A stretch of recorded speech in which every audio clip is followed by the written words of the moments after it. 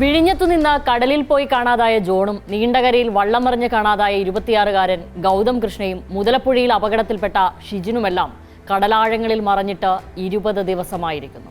തീരങ്ങൾ വ്യത്യസ്തമാണെങ്കിലും ഇവരുടെ ദുരന്തത്തിന് ഒരേ മുഖമാണ്. കടലിറങ്ങിയാലേ അന്നന്നത്തെ അന്നം കണ്ടെത്താനാകൂ എന്നതിൽ കലിതുള്ളുന്ന കടലിലേക്ക് പങ്കായവും എടുത്ത് ഇറങ്ങിയതാണ്. വീണ്ടും ആ മുഖങ്ങൾ ഒരിക്കൽ കൂടി കാണാമെന്ന ഉറ്റവരുടെ പ്രതീക്ഷകൾ അസ്തമിക്കുകയാണ്. കടൽപ്പണിക്കാരായ അവരുടെ ദുരന്തം കേരള സമൂഹം സ്വാഭാവികമായ മറവിയിലേക്ക് തള്ളിയിരിക്കുന്നു. അതേസമയം വിഴിഞ്ഞം അന്താരാഷ്ട്ര തുറമുഖത്തിന് വാണിജ്യാടിസ്ഥാനത്തിലുള്ള പ്രവർത്തനങ്ങൾ തുടങ്ങിയതിന്റെ ആഘോഷങ്ങളുടെ അലയടികൾ തീരെ തടങ്ങിയിട്ടില്ല. ഒരു ഭാഗത്ത് ബ്ലൂ ഇക്കണോമി ലക്ഷ്യമിട്ടുള്ള ഭരണകൂട വികസന സ്വപ്നങ്ങൾ, മറുഭാഗത്ത് വീണ്ടും ആവർത്തിക്കപ്പെടുന്ന കടൽ ദുരന്തങ്ങളും അവഗണിക്കപ്പെടുന്ന മത്സ്യത്തൊഴിലാളി സമൂഹവും. ഈ വിഷയം തന്നെയാണ് ഇന്നത്തെ സ്പോട്ട്ലൈറ്റ് പരിശോധിക്കുന്നത്. ബ്ലൂ ഇക്കോണമിയിൽ മറയ്ക്കപ്പെടുന്ന കടൽ മക്കൾ. പുതിയ പുലരി സ്വപ്നം കണ്ട് പങ്കായവും കയ്യിലെന്തി കടലിലേക്ക് അന്നം തേടി പോയ മനുഷ്യരാണിപ്പോൾ കടലാഴങ്ങളിൽ ഒഴുകി നടക്കുന്നത്. ജീവൻ രക്ഷിക്കാൻ ഭരണ സംവിധാനങ്ങളോട് യാചിച്ച് കടലിന്റെ അഗാധതയിൽ മിഴിയടഞ്ഞു പോയ മനുഷ്യരാണവർ. കുടുംബം പോറ്റാനുള്ള മോഹവുമായി കടലിലേക്ക് പോകുന്നവരിൽ നൂറുകണക്കിന് മനുഷ്യരാണ് സ്വപ്നങ്ങളും ജീവിതവും നഷ്ടമായി ചേതനയേറ്റ ശരീരങ്ങളായി തീരത്തടിയുന്നത്. കുടുംബത്തിലെ നെടും തൂണുകളായ പുരുഷന്മാർ കടലപകടങ്ങളിൽ ഇല്ലാതാകുന്നതോടെ കുടുംബങ്ങൾ വേരറ്റു പോകുന്നു. സർക്കാർ പുറത്തുവിട്ട കണക്ക് പ്രകാരം 10 വർഷത്തിനിടെ കടലിൽ മരിച്ചത് 469 മത്സ്യത്തൊഴിലാളികളാണ്. കാണാതായത് 160 മത്സ്യത്തൊഴിലാളികളെയും. കടലിൽ നിന്ന് 47,773 മത്സ്യത്തൊഴിലാളികളെ അധികൃതർക്ക് രക്ഷപ്പെടുത്താനായി. 2017-18 വർഷങ്ങളിൽ മാത്രം 79 മരണങ്ങളാണ് നടന്നത്. 29 പേരെ കാണാതായി. കഴിഞ്ഞ ഏതാനും വർഷങ്ങളിൽ 85 മത്സ്യത്തൊഴിലാളികളുടെ ജീവനുകളാണ് മുതലപ്പുഴി എന്ന മരണപ്പുഴിയിൽ മാത്രമുണ്ടായ അപകടങ്ങളിൽ നഷ്ടമായത്. എന്നാൽ മരണങ്ങൾ പെരുകുമ്പോഴും കാര്യമായ ഇടപെടൽ സർക്കാർ തലങ്ങളിൽ നിന്ന് ഉണ്ടാകുന്നില്ലെന്നതാണ് ഖേദകരം.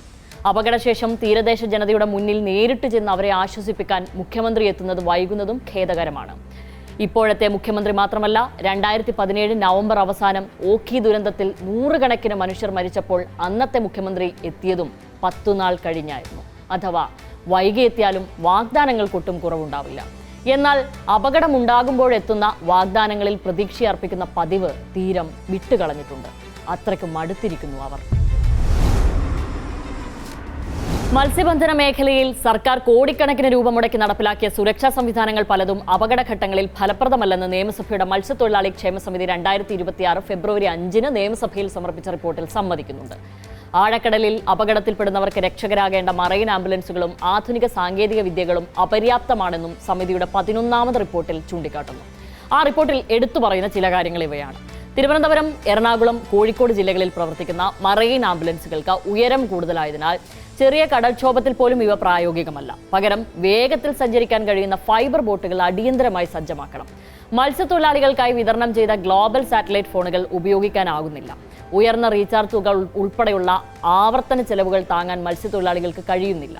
കാലാവസ്ഥാ മുന്നറിയിപ്പിനായി ഏർപ്പെടുത്തിയ സാഗര ആപ്ലിക്കേഷനും മറ്റ് ഡിജിറ്റൽ സംവിധാനങ്ങളും വേണ്ടത്ര ഫലപ്രദമല്ല. വിതരണം ചെയ്ത ലൈഫ് ജാക്കറ്റുകൾ മത്സ്യത്തൊഴിലാളികൾക്ക് അസ്വസ്ഥത ഉണ്ടാക്കുന്നുണ്ട്. പ്രാദേശിക ഭാഷയിൽ ദിവസേനയുള്ള കൃത്യമായ മുന്നറിയിപ്പുകൾ നൽകാൻ കമ്മ്യൂണിറ്റി റേഡിയോ സംവിധാനങ്ങൾ ഉപയോഗപ്പെടുത്തണം. സുരക്ഷാ മാനദണ്ഡങ്ങൾ പാലിക്കാതെ പ്രവർത്തിക്കുന്ന അനധികൃത ബോട്ട് നിർമ്മാണ യൂണിറ്റുകൾക്കെതിരെ കർശന നടപടി സ്വീകരിക്കണം. ഇത്തരം യാനങ്ങൾക്ക് പെർമിറ്റ് നൽകരുത്. ഡ്രോണുകൾ, ട്രാൻസ്പോണ്ടറുകൾ, ബ്ലൂടൂത്ത് റിസ്റ്റ് ബാൻഡുകൾ തുടങ്ങിയ നൂതന സംവിധാനങ്ങൾ രക്ഷാദൗത്യത്തിനായി ഉപയോഗപ്പെടുത്തണമെന്ന് PP ചിത്തരഞ്ജൻ ചെയർപേഴ്സണായ സമിതി റിപ്പോർട്ടിലൂടെ ആവശ്യപ്പെടുന്നു.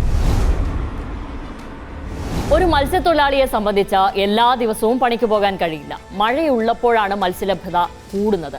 മത്സ്യലഭ്യതയ്ക്കനുസരിച്ചാണ് അവർ കടലിൽ പോകുന്നത്. കടലിൽ പോയാലും എല്ലാവർക്കും മത്സ്യം കിട്ടണമെന്ന് ഉറപ്പില്ല. കാറ്റാണ് ഈ സമയങ്ങളിൽ വില്ലനാകുന്നത്. കാലാവസ്ഥ മുന്നറിയിപ്പിൽ കാറ്റിന്റെ വേഗതയും ദിശയും പ്രാദേശികമായി അറിയിക്കുന്ന തലത്തിലേക്ക് കാലാവസ്ഥാ വകുപ്പ് മാറണം. കേരളം മുഴുവൻ ബാധകമാകുന്ന പൊതുവായ മുന്നറിയിപ്പുകളാണ് നൽകുന്നത്. ഇത് പ്രാദേശികമായി മത്സ്യത്തൊഴിലാളികൾക്ക് ഉപകാരപ്പെടാറില്ല. തൊഴിലാളികൾ കടലിൽ പോയ ശേഷം കടലിൽ ഇറങ്ങരുത് എന്ന മുന്നറിയിപ്പ് വന്നാൽ അത് അവർ അറിയാൻ സംവിധാനമില്ല. ഇനി കാലാവസ്ഥാ വകുപ്പിന്റെ മുന്നറിയിപ്പ് വിശ്വസിച്ച് കടലിൽ പോകാതിരുന്നാൽ ആ മുന്നറിയിപ്പുകൾ പലപ്പോഴും ശരിയാകാറുമില്ല. പ്രവചനങ്ങളെ വിശ്വസിക്കാൻ കഴിയാത്ത അവസ്ഥയാണെന്ന് മത്സ്യത്തൊഴിലാളികൾ ചൂണ്ടിക്കാണിക്കുന്നുണ്ട്. കാലാവസ്ഥാ വകുപ്പിൽ നിന്ന് ലഭിച്ച വിവരാവകാശ രേഖ പ്രകാരം കഴിഞ്ഞ 8 വർഷത്തിനിടെയുള്ള 2920 ദിവസങ്ങളിൽ 745 ദിവസങ്ങളിലാണ് കടലിൽ പോകരുതെന്ന് ഇന്ത്യൻ കാലാവസ്ഥാ വകുപ്പ് മത്സ്യത്തൊഴിലാളികൾക്ക് മുന്നറിയിപ്പ് നൽകിയത്. 2025 നവംബർ 10 വരെയുള്ള കണക്കാണിത്. കടലിൽ ഇറങ്ങാതെ ഇരുന്നതിനാൽ ആ തൊഴിൽ നഷ്ടത്തിന് ശരിയായ നഷ്ടപരിഹാരം തരാൻ അധികൃതർ തയ്യാറായിട്ടില്ല എന്നാണ് മത്സ്യത്തൊഴിലാളികളുടെ പരാതി. കാലാവസ്ഥാ മുന്നറിയിപ്പുകൾ മാത്രം നൽകി മത്സ്യത്തൊഴിലാളികളുടെ സുരക്ഷ ഉറപ്പാക്കാനാവില്ല. കടലിൽ പോകാതിരിക്കാൻ പറയുന്ന ജാഗ്രതാ മുന്നറിയിപ്പിനൊപ്പം പോയവർ അപകടത്തിൽപ്പെട്ടാൽ തിരിച്ചെത്തിക്കാനുള്ള സംവിധാനവും വേണം. കടലിന്റെ മക്കളുടെ ജീവൻ രക്ഷിക്കാൻ നമ്മുടെ സംവിധാനങ്ങൾ യഥാർത്ഥത്തിൽ സജ്ജമാണോ എന്ന ചോദ്യം ഓരോ കടൽ അപകടങ്ങളിലും ഉയരുന്നു. കടലിൽ അപകടം സംഭവിച്ചാൽ ആദ്യ മണിക്കൂറുകൾ നിർണായകമാണ്. ഒരാളെ കാണാതായ വിവരം ലഭിച്ചയുടൻ തിരച്ചിലും രക്ഷാപ്രവർത്തനവും ആരംഭിക്കേണ്ടതുണ്ട്. അനുമതികൾക്കും നടപടിക്രമങ്ങൾക്കുമായി മണിക്കൂറുകൾ നഷ്ടപ്പെടുത്തുന്നത് കടലിൽ ഒരു ജീവൻ നഷ്ടപ്പെടുത്തുന്നതിന് തുല്യമാണ്. ഗോൾഡൻ അവറിൽ ഇവരെ കണ്ടെത്തുന്നതിന് സർക്കാർ വേണ്ടത്ര താല്പര്യം കാണിച്ചില്ലെന്ന് പ്രതിപക്ഷ നേതാക്കൾ മാത്രമല്ല കാണാതായവരുടെ ബന്ധുക്കളും പരാതി പറയുന്നുണ്ട്. കേന്ദ്ര സംസ്ഥാന ഏജൻസികൾക്കിടയിലെ ഏകോപനക്കുറവ് പരിഹരിച്ച സിംഗിൾ കമാൻഡ് സംവിധാനത്തിൽ പ്രവർത്തിക്കുന്ന സ്ഥിരം സമുദ്ര രക്ഷാ സംവിധാനം കേരളത്തിന് അനിവാര്യമാണെന്നാണ് സമീപകാല സംഭവങ്ങൾ സാക്ഷ്യപ്പെടുത്തുന്നത്. കടലപകടങ്ങളിൽ ഗോൾഡൻ അവറിൽ തന്നെ അടിയന്തര രക്ഷാപ്രവർത്തനം ആരംഭിക്കാൻ ഉടൻ സ്റ്റാൻഡേർഡ് ഓപ്പറേറ്റിംഗ് പ്രൊസീജിയർ തയ്യാറാക്കുമെന്ന് മുഖ്യമന്ത്രി കഴിഞ്ഞ ദിവസം അറിയിച്ചിട്ടുണ്ട്. ബ്ലൂ ഇക്കോണമിയുടെ വികസന സ്വപ്നങ്ങൾക്ക് നിറമേകാൻ വിഴിഞ്ഞം തുറമുഖം ഒരുങ്ങിക്കഴിഞ്ഞു. ലോകത്തിന്റെ വിവിധ ഭാഗങ്ങളിൽ നിന്നുള്ള കൂറ്റൻ മദർഷിപ്പുകൾക്ക് ഇനി മുതൽ വിഴിഞ്ഞം തീരത്ത് അടുക്കാനാകും. വിഴിഞ്ഞം കേരളത്തിന്റെ വികസനത്തിന്റെ കവാടമാണെന്ന് മുഖ്യമന്ത്രിയും വ്യവസായ മന്ത്രിയും കഴിഞ്ഞ ദിവസവും ആവർത്തിച്ചു. ബ്ലൂ ഇക്കോണമി എന്ന വലിയ സ്വപ്നം മാത്രം കാണുന്ന തിരക്കിനിടയ്ക്ക് ഭരണകൂടം മത്സ്യത്തൊഴിലാളികൾ കേരളത്തിന്റെ സമ്പദ് വ്യവസ്ഥയുടെ പുറമ്പോക്കിലുള്ളവരല്ല എന്ന കാര്യം മറക്കരുത്. സമുദ്ര മത്സ്യ ഉൽപാദനത്തിലും കയറ്റുമതിയിലും ഭക്ഷ്യസുരക്ഷയിലും നിർണായക പങ്കുവഹിക്കുന്നവരാണ് അവർ. രാജ്യത്തിന് വിദേശ നാണ്യം നേടിത്തരുന്ന ഈ തൊഴിൽ സമൂഹത്തിന്റെ സുരക്ഷയെ ഒരു ക്ഷേമ പദ്ധതിയുടെ പരിധിയിൽ മാത്രം കാണാനാവില്ല.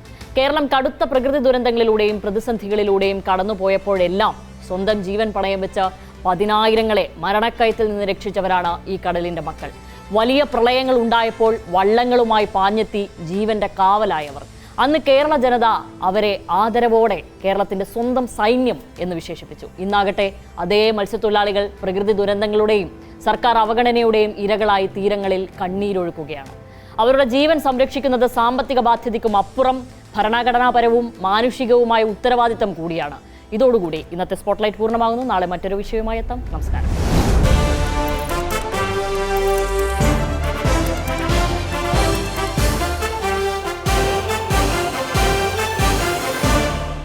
നിങ്ങൾക്കായി അവതരിപ്പിക്കുന്നത് വമ്പനോണം കൊമ്പൻ ഓഫർ.